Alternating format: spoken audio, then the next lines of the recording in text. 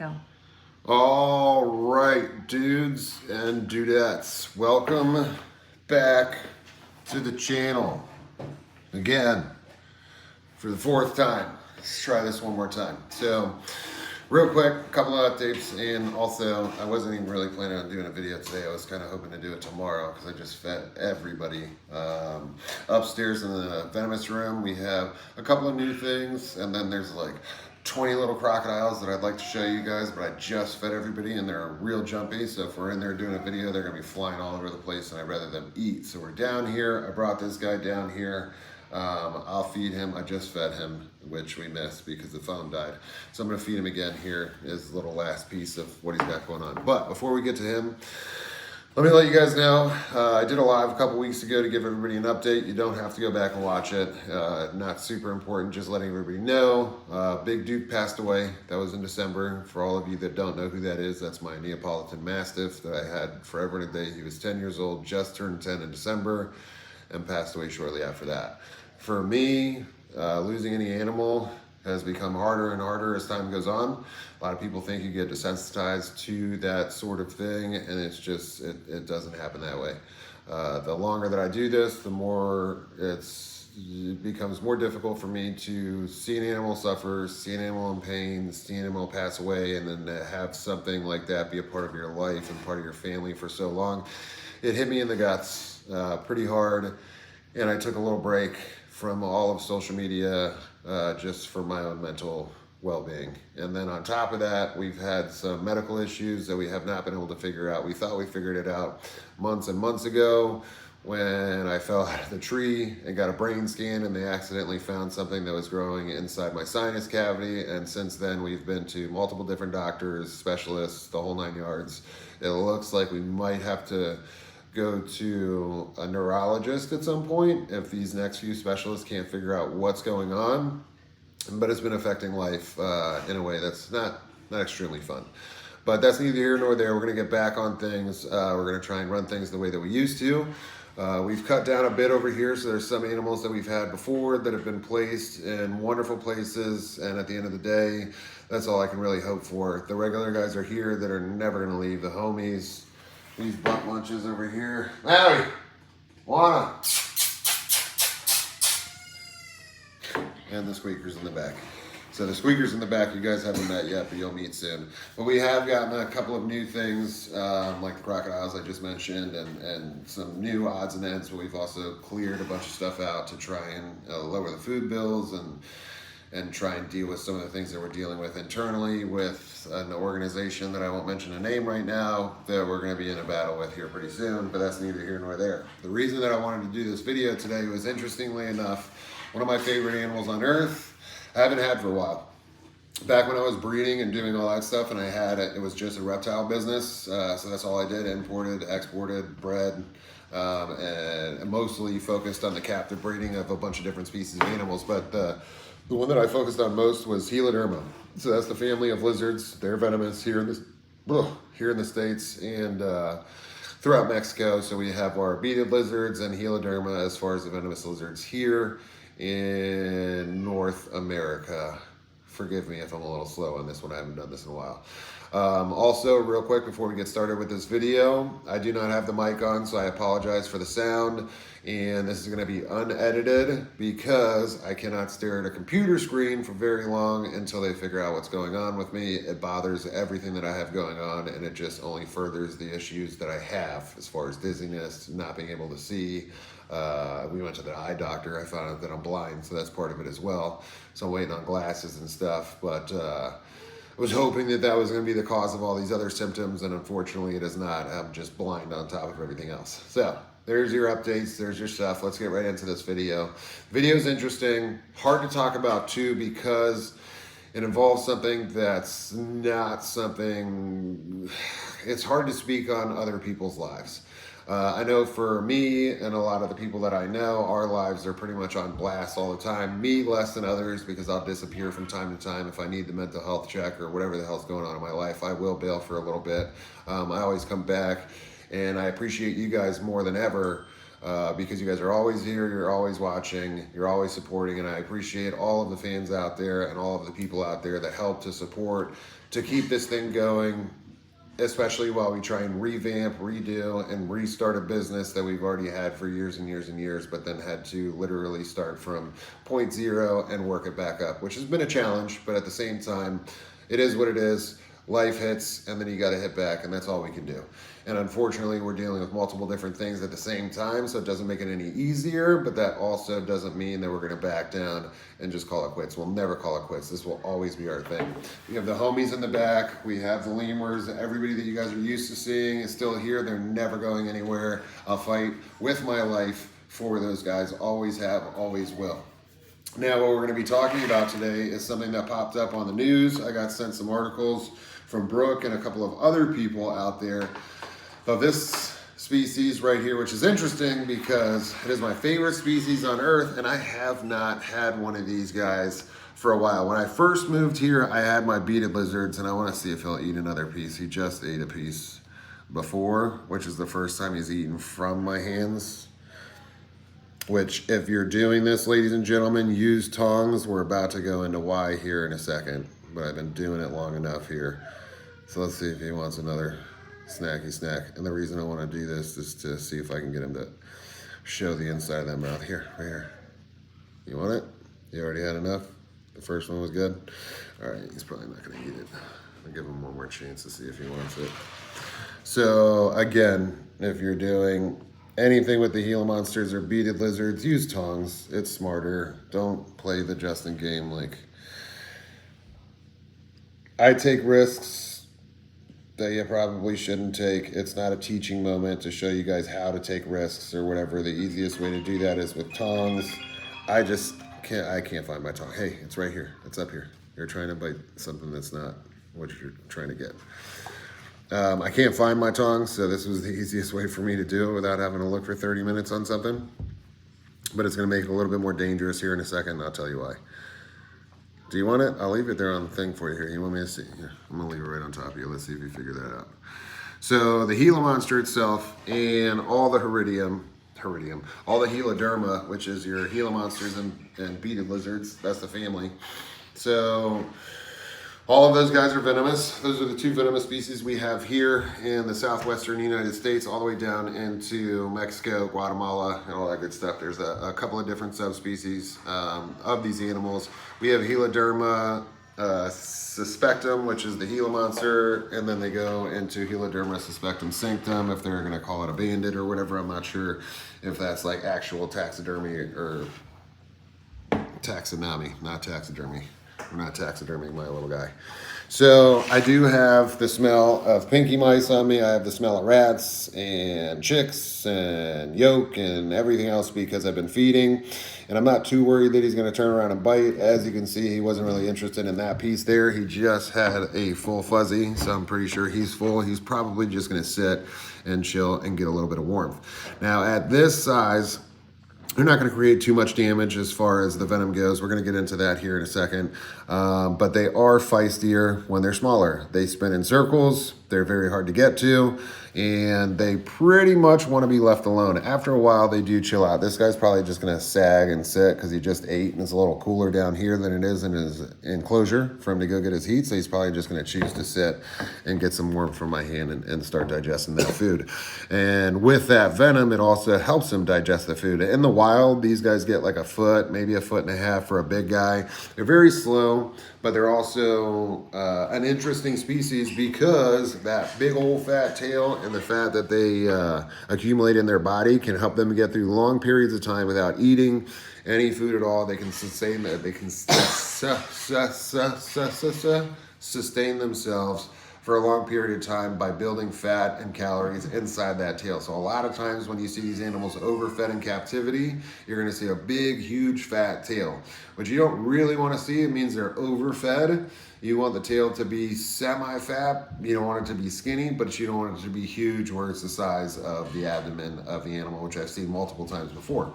Now, we're going to get into an interesting case here, and it's hard to talk about because It's not my family. I don't know this person, but I read these articles and I dug deep into it before I did this because I wanted to see all the information that was available. And it seems like all the news stations and everybody reporting is reporting the same thing.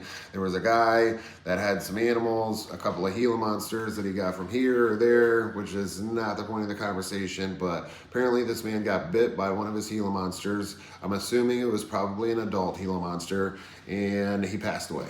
So unfortunately enough, that happened. Whether or not it was from the venom itself is, I think, to be determined. So this happened February 12th. We're a couple of days from that. Hopefully we'll get some new information to figure out what was going on, whether he had an allergic reaction to the venom itself or whether there were some underlying medical issues. What people have to understand is that even though that it is a rare occasion for a bite, they can still bite. Even though that is a rare occasion that you have complications from a bite, it's still there. Even though there has been no recorded deaths, now we have one. And we don't know whether or not it's from the venom itself or again from other underlying medical conditions. I'm going to follow the story and we'll do an update as soon as we get some updates. I couldn't find any real viable information. It was just repetitive over and over and over and over again. But I thought it was pretty interesting considering the fact that we just got this little guy last week and here up pops an article. Now the animals are safe. We can never blame the animals. I'm sure the person involved would not blame the animals himself. I don't know the person, and I will say this. I'm almost afraid to go on Facebook, Instagram, or anything else because the news has been out there, and I'm almost afraid because I don't want to see this guy get bashed. Okay, so I'm holding a Gila monster in my hands right now.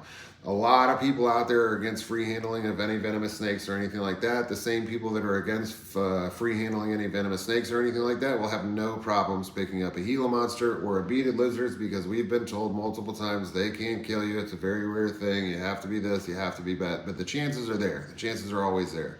From what I read from the Smithsonian Zoo, I can't say that shit, the zoo, was basically comparing the venom to a western diamondback rattlesnake. Now, where I can see the similarities, I'd have to look into it and really go venom by venom to see if that's 100% accurate, which it very well could be. But I think basically what they're saying is that the toxicity is the same as the western diamondback, but a western diamondback rattlesnake is going to have a huge load on top of his head, and that goes from the delivery system that is on top of his head to those fangs that can crawl and walk around, and those guys, being the pit vipers they are, can strike relatively quickly. When I say relatively quickly, I shouldn't even say that. They strike quick as shit. So those guys are going to strike real quick, they tag you, and they can dump an extreme amount of venom in you in a couple of milliseconds, and you're in real big trouble when that happens. If you're ever bit by anything in the wild, I don't care what it is, if you don't know what it is and you think you're going to have a problem, go to the hospital. It's not going to hurt you. People are allergic to bee stings. People are allergic to ant bites. You can go into anaphylactic shock for something as simple as a little bee sting, and you can have serious complications, if not death, if not treated, or if you don't carry an EpiPen. So it's highly recommended that you know where you stand with any animal that you own.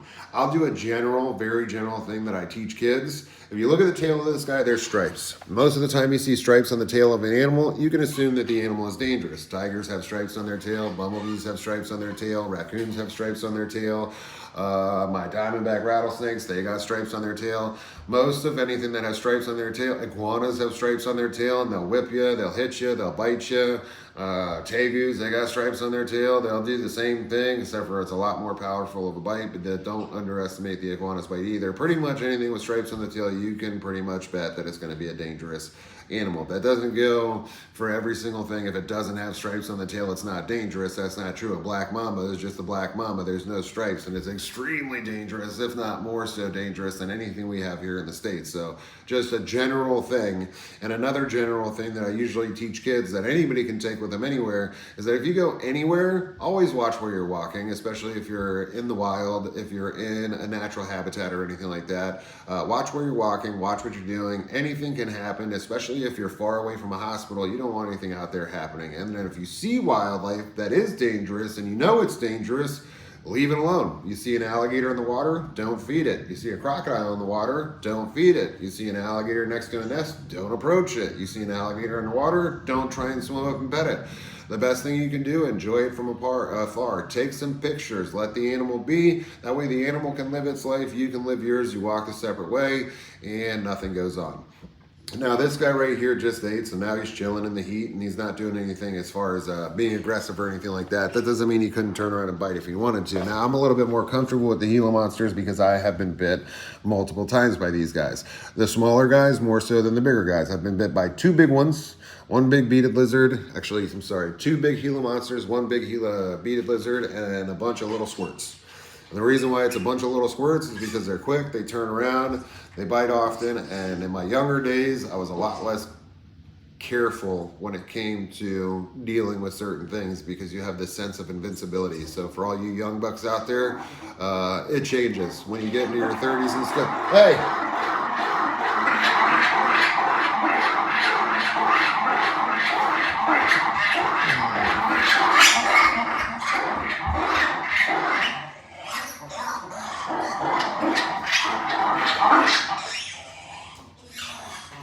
I see you.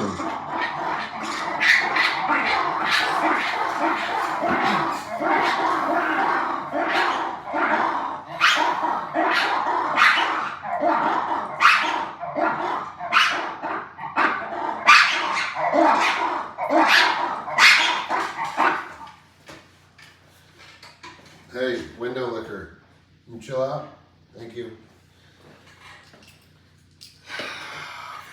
So, back to what I was saying before. So I've caught a couple from some big ones and some small ones. The small ones, not that much. But remember, what I'm about to say is not rule of thumb. Just because I got bit and I survived does not mean it's going to be for the next person. So you always have to be careful with what you got. The person, I don't know the person's name. I don't know his wife's name. All I can say is that I feel bad for the entire family. My family, my mother, my brother, my sister, my father, everybody, my other brother,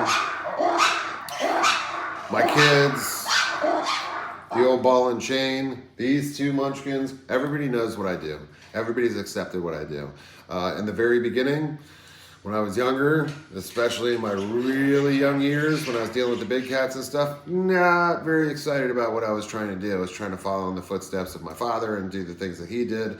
And even my father was not excited about what I was going to venture out to do.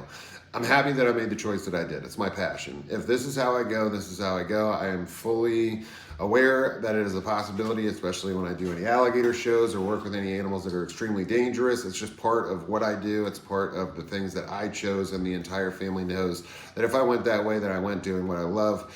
And although it's not an easy thing to accept, it's something that obviously they knew that I wasn't going to stop doing. Now, for this poor individual, and hopefully what I don't see, because I'm afraid to open up Facebook, I'm afraid to open up Instagram, because I'm afraid that they're going to just be bashing whoever this person is, and we don't know this person.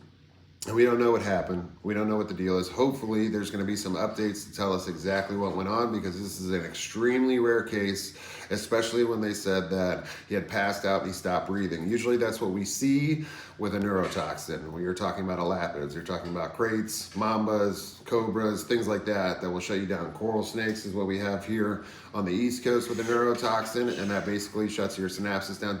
Basically, your brain is stopping to tell your, basically tell your body what to do. So you go into paralysis, and then you go into respiratory failure, and that's what ends up killing you. Apparently, this guy stopped breathing.